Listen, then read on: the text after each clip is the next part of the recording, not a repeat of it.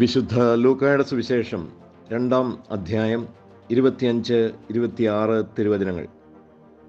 ജെറുസലേമിൽ ശിമയോൻ എന്നൊരുവൻ ജീവിച്ചിരുന്നു. അവൻ നീതിമാനും ദൈവഭക്തനും ഇസ്രായേലിൻ്റെ ആശ്വാസം പ്രതീക്ഷിച്ചിരുന്നവനും ആയിരുന്നു. പരിശുദ്ധാത്മാവ് അവൻ്റെ മേൽ ഉണ്ടായിരുന്നു. കർത്താവിൻ്റെ അഭിഷിക്തനെ കാണുന്നതുവരെ മരിക്കുകയില്ല എന്ന് പരിശുദ്ധാത്മാവ് അവന് വെളിപ്പെടുത്തിയിരുന്നു. ഈശോയിൽ സ്നേഹം നിറഞ്ഞ സഹോദരങ്ങളെ, മാലാഖമാരും ആട്ടിടയന്മാരും യൗസേപ്പും മേരിയും മാത്രമല്ല, നീതിമാന്മാരും യേശുവിന് സാക്ഷ്യം നൽകുന്നു. നിരവധി സാക്ഷ്യങ്ങളിലൂടെ യേശു ക്രിസ്തുവിൻ്റെ ജനനം വെളിപ്പെടുത്തുവാനായിട്ട് ലൂക്കാ സുവിശേഷകൻ ആഗ്രഹിക്കുകയാണ്.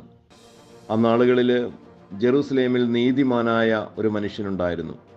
ഒരു നീതിമാനായ പരിശുദ്ധാത്മാവിനാൽ നയിക്കപ്പെടുന്ന ഒരു വ്യക്തിയുടെ സാക്ഷ്യം കൂടി യേശുവിന് നൽകുവാനായിട്ട് വിശുദ്ധ ലൂക്കാ സുവിശേഷകൻ ആഗ്രഹിക്കുന്നു. എങ്ങനെയാണ് പഴയ നിയമകാലത്ത് ഒരു മനുഷ്യൻ നീതിമാനാകുന്നത്?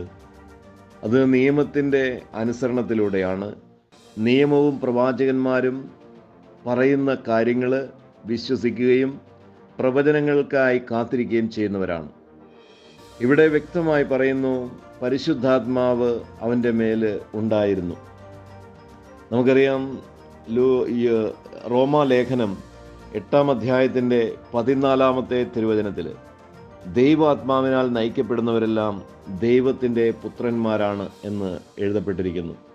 പഴയ നിയമത്തിൽ ആരെല്ലാം ദൈവാത്മാവിനാൽ നയിക്കപ്പെട്ടിരുന്നുവോ അത് പുതിയ നിയമത്തിൻ്റേതുപോലെയല്ല, പ്രത്യേക ചില ദൗത്യങ്ങൾക്ക് വേണ്ടിയാണ്.